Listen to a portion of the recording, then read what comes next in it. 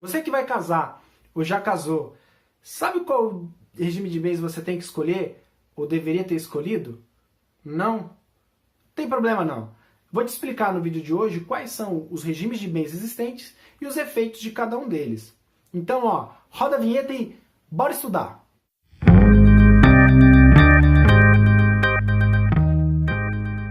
Olá, eu sou Dan Agostinho e você está no canal Direito com Dan.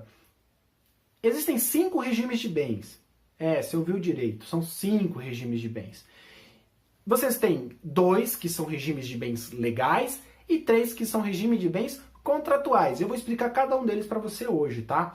O primeiro regime de bens é o regime da parcial de bens, que é o regime que quando eu vou num cartório, me habilito para casar e eu não escolho um regime, desde que não seja aplicado para mim outro regime legal, eu vou me casar pela parcial de bens. E qual é o efeito da parcial de bens? É bem simples, tá? Eu tenho apenas comunicação dos bens que eu adquirir depois do meu casamento com o dinheiro, com o bufunfa. Então aquilo que eu trouxer, que eu adquiri solteiro, não vai comunicar.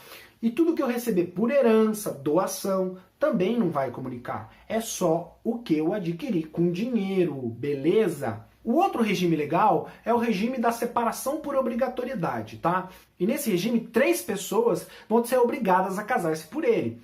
Quais são? As pessoas maiores de 70 anos, as pessoas que tenham alguma condição suspensiva. E aí eu te dou um exemplo. A pessoa que divorciou e ainda não fez a partilha, ou a pessoa que é viúva e também não fez a partilha. Nesse caso, ele vai ser obrigado a casar pelo regime da separação de bens. E a terceira condição é a pessoa que depende de autorização judicial. Neste regime, não vai comunicar os bens adquiridos antes do casamento ou os adquiridos no casamento por herança ou doação. Aí você me pergunta, tá, mas isso não é parcial de bens? Não, é separação por obrigatoriedade porque a lei obriga determinadas pessoas a se casarem por eles. Agora, por que tem comunicação dos bens que eu adquiro com dinheiro nesse regime? Porque tem uma súmula do STF, a súmula 377. Nessa súmula vai dizer que os bens adquiridos onerosamente na constância do casamento, no regime da separação por obrigatoriedade, há a comunicação deles.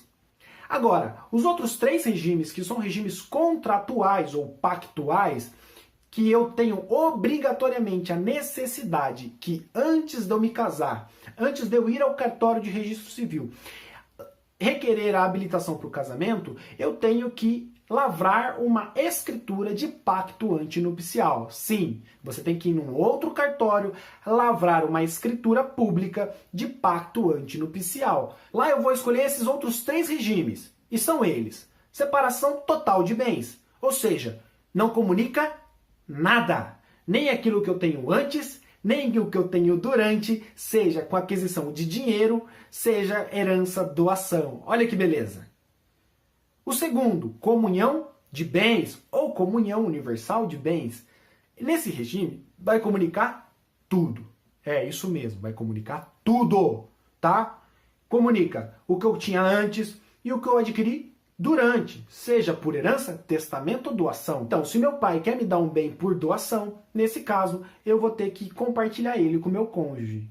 O terceiro e último regime de bens contratual é o regime da participação final nos aquestos. E ele é uma mistura de comunhão parcial com separação total, tá? Porque nele eu vou dizer o seguinte, que os bens adquiridos na constância do casamento, eu vou administrar ele individualmente. Então, eu posso comprar e vender sem anuência do outro.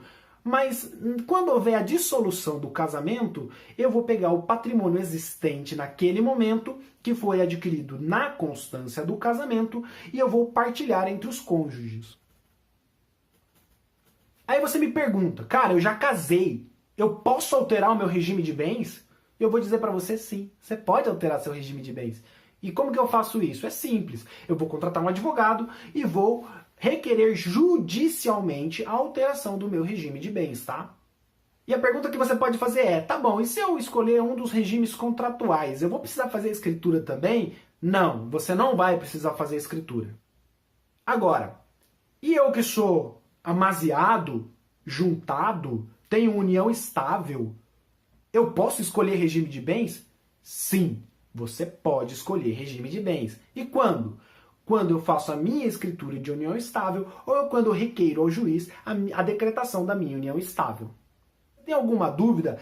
Deixa nos comentários sobre, eu quero saber de um assunto de direito que eu não entendo uma palavra. Olha, eu preciso entender um pouco mais sobre compra e venda, doação, herança, inventário, uso capião. Deixa nos comentários que eu vou fazer vídeos com base nos comentários de vocês. Agradeço a todos.